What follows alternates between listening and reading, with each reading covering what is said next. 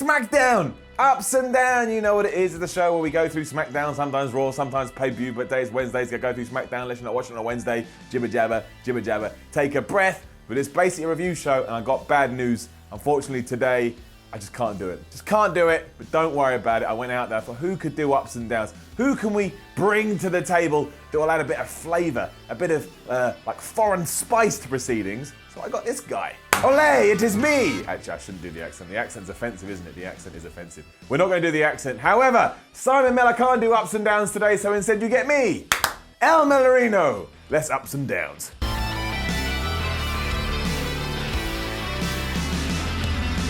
Wow, Smackdown started off with a bang. It was all different.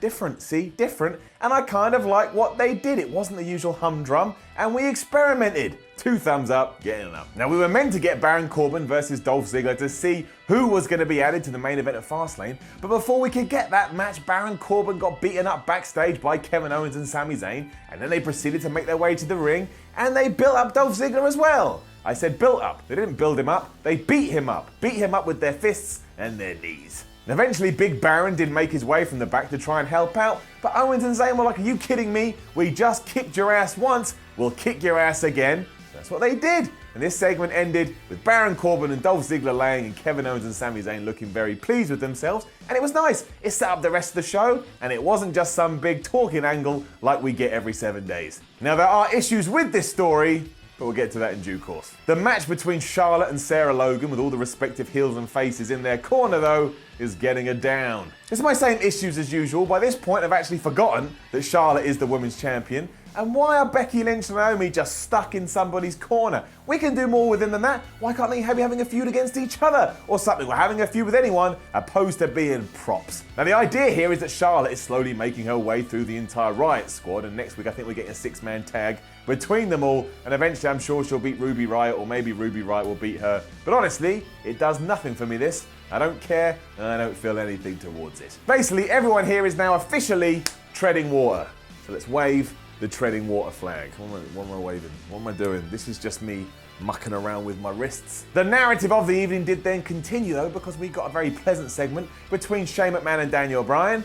Getting it up. It basically saw Bryan switch things around. So now we're going to get Baron Corbin versus Kevin Owens, and we're going to get Ziggler versus Zayn. And if Ziggler and Corbin win, they'll both go into the main event of Fastlane, and if they lose, they'll just be, well, losers, because if you lose, you're a loser. McMahon then told Bryan that his boys better not interfere, otherwise they'll be kicked out of the Fastlane main event entirely, and Daniel Bryan was a bit irked by that. And I've now figured out what's going to happen. I've figured it out. At WrestleMania, it is going to be Sami Zayn versus Kevin Owens versus Shane McMahon, and Daniel Bryan is going to be the special guest referee, and that's going to annoy everybody. And then it was Corbin versus Owens, and it was a solid match.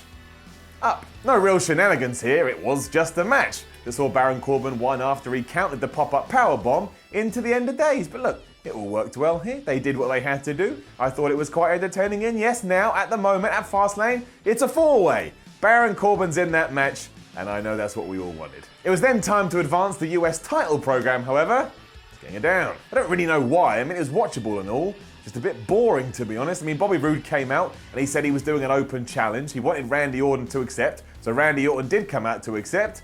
And I was like, okay, all right, you do whatever you want to do. But then Jinder Mahal interrupted, and he started ragging on both of them because of the SmackDown Top 10 list. And here we are, 2 weeks into the SmackDown Top 10 list, and the SmackDown Top 10 list is already a joke. It makes no sense. The fact that Jinder Mahal is using it in his promo is even more ridiculous. This did lead to Randy Orton hitting an RKO out of nowhere on Sunil Singh, but that was like an open distraction for Jinder Mahal, and he got in there and he gave his big Kalash move to Orton and Bobby Roode, which I guess means at Fastlane we're getting a 3-way for the US title between Orton, Roode and Jinder Mahal, and I guess that's all right.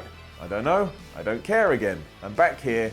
I don't care. And it's another down, if you can believe it, because I just do not understand what WWE's plans are with tag teams. Down. Now, we did have a good bit with the New Day when they came out to celebrate Pancake Day, and Xavier Woods told us that Big E was going to try and break how many pancakes you could eat in a minute or something. He was going to eat like 113, and it was quite fun and it was quite stupid. This, for some reason, annoyed Chad Gable and Shelton Benjamin, though. They got in the face of the New Day, then they destroyed the pancakes. That made Big E mad, so we had a match. And the New Day won after Benjamin and Gable got screwed again because they made a tag and the ref didn't see it. But what does this tie into? And why all of a sudden have we gone back to Gable and Benjamin versus the New Day? Apparently because of pancakes. Apparently it's Pancake Day, so that's all we could come up with for tag teams. It really does feel like there's no ideas here, so we keep going back to the same well. And when you keep going back to the same well, you get what we have on Raw. I never want to see any partnership of Seth Rollins and someone else going against the Bar. I don't want to see these old matches again. Come up with new concepts and run with them, for the love of everything. Quick fire ups and downs now, because we are going to throw a quick up out to the Usos,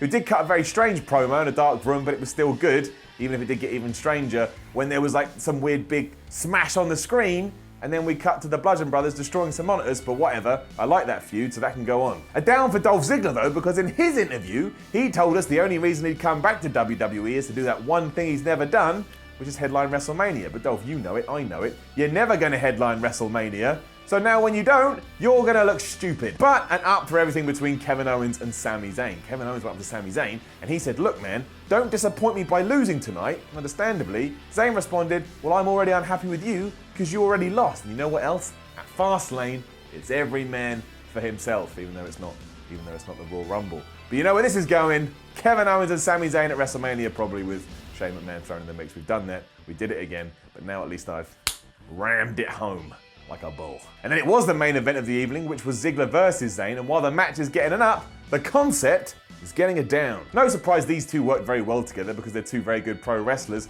However, this makes no sense in the context of anything. WWE, in the story, you gave Dolph Ziggler the opportunity to win the US title, which he did, and then he just threw it away and he left. Why on earth now would you deem it to be a good idea to give him an opportunity for an even grander belt? If he wins the world title, he may throw that down and he may leave too, for all we know. You're not thinking straight. Now I know it's not real, but in the land of make-believe, this is stupid. And also it just goes to show that Shane McMahon and Daniel Bryan are terrible managers and they should probably be pulled up for some kind of internal review. You shouldn't let Dolph Ziggler near any silverware or goldware, not a word, because you just don't know what he's got planned. However, it was a good main event, so at least SmackDown went off the air pretty good. And that was SmackDown. As ever, it goes so quick. If you do watch Raw and SmackDown each week, you can really tell how long the extra hour feels, because when I get that little graphic in the corner of SmackDown saying it's over, I'm like, oh, okay. And it breezed by, it was quite good, had some good bits, had some good bad bits. Some good bad bits, doesn't make sense, but